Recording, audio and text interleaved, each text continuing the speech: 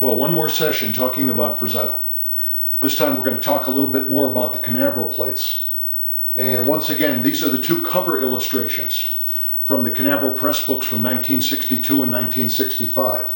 Tarzan at the Earth's core, where 13 saber-tooths are attacking a mastodon, and Tarzan and the Castaways, where Tarzan is taking a jungle princess and leaping through the jungle. I recall 1986, the opening of the first Frazetta Museum. Frank invited me back for lunch to his house. Museum opened up around 10 o'clock. We had a big party. A lot of famous people were there. The mayor was there. Local dignitaries were there. Frank wanted to take a break, went back to the house for the lunch. His mother and father were there. His aunt and his uncle were there. I had the privilege of sitting next to Frank during lunchtime.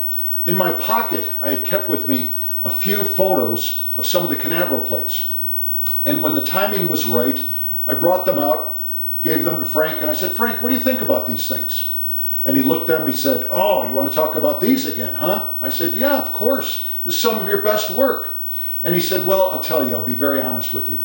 He said, "I was trying to really touch the world. I was trying to be a world beater at that time. I was trying to get back into the swing of things. I had just left Little Abner. I was doing all this comedy, and now I wanted to get back to really serious, dramatic art.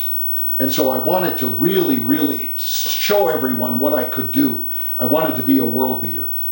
He said, "I knew when I was doing these things, they were going to be priceless. Every one of them was going to be priceless." Well, indeed, he started doing these in 1962, and quite frankly, the Tarzan at the Earth's Core volume has a couple of very nice images in it. The best one he saved for last, and that was the mastodon being attacked by the saber-toothed tigers.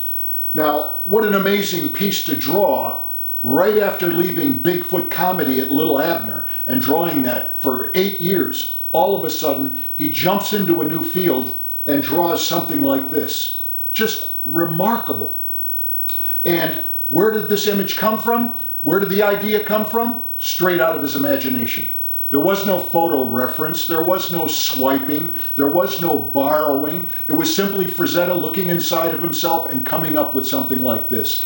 Tremendous action, tremendous violence, a tremendous cover design, beautiful composition. It's the kind of piece that you can look at for hours and hours and days and years, and it's constantly fresh. It constantly excites. So this I've had hanging on my wall for many years.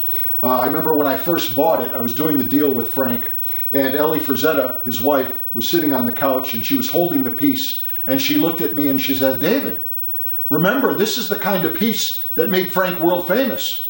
And I said, "Ellie, you're absolutely right. That's why I want it." So amazingly, I was able to do the deal, and it's been in my collection for a couple of decades. What a remarkable piece of art. And once again, shows Frazetta's strength at simply being able to make art up.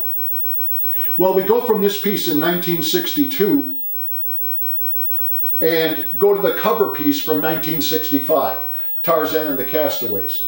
And what can you say about a piece like this? It's filled with a tremendous amount of energy. It's filled with just incredible texture from front to back, top to bottom. Tarzan's flying through the air. He's got a very grim look on his face. Obviously, he's doing something very important. The temple in the background is nice. He signed the piece on the bias on the left-hand side to try to preserve the visual energy that was part of this particular piece.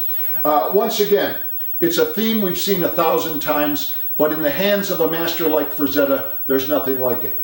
Many people believe this might be Frazetta's finest drawing. Several collectors have come into my house, looked at this drawing and said, "There's nothing better." I always thought the cover to Weird Science Fantasy 29 was the best, but everybody has their different opinions. The princess in this particular piece is simply outstanding. Beautifully drawn, and I love the wonderful touch of the dappled light on her posterior. I asked Frank about that. I said, "Why did you decide to do that?" And he said, "Interesting you should point that out." He said, "What would happen if I didn't put it in?" And I looked at it, and I looked at it, and I said, "Well, it would still be a pretty nice illustration." He said, "But it would be vulgar." He said, "It wouldn't be reflective of my taste." He said, "When you looked at it, your eye would go directly to that female's posterior. The rest of it would be diminished.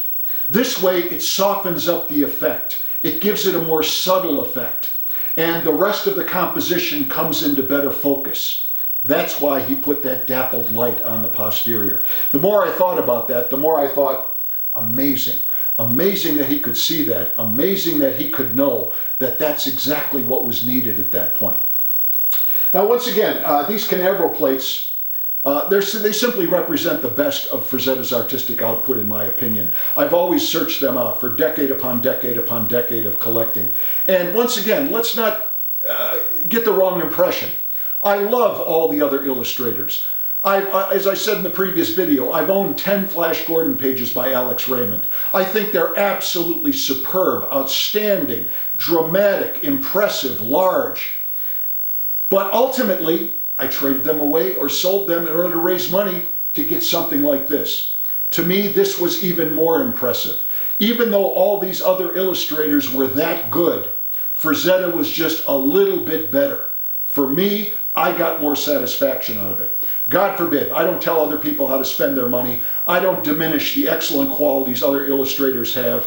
These are all tremendous, tremendous illustrators and artists, and they all work in their own way, and their output speaks for themselves. But when it comes to something like this is completely on a different level.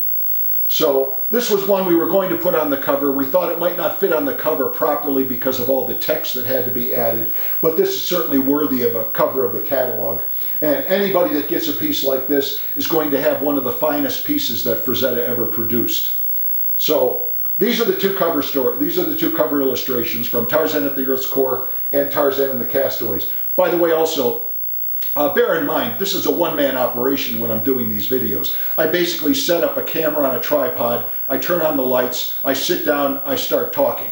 I don't have any notes, I don't have any prearranged ideas. I basically want to do things very spontaneously. I think that's probably the best way to be authentic and sincere. So if I make a mistake here and there, you'll have to excuse me. I think I said in the last video there were 29 Canaveral plates. I don't think there are that many. I think it's closer to 19, and several of those are spot illustrations. So there's a very, very small number of Canaveral plates, and of that, what I have in my collection I think represents the creme de la creme.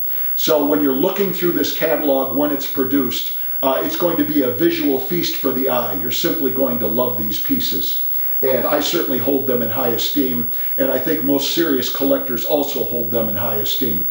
Thank you very much for listening to this video. I'll have another video up pretty soon. I think next time we're going to talk about a Frazetta pencil illustration that you're going to find very, very interesting.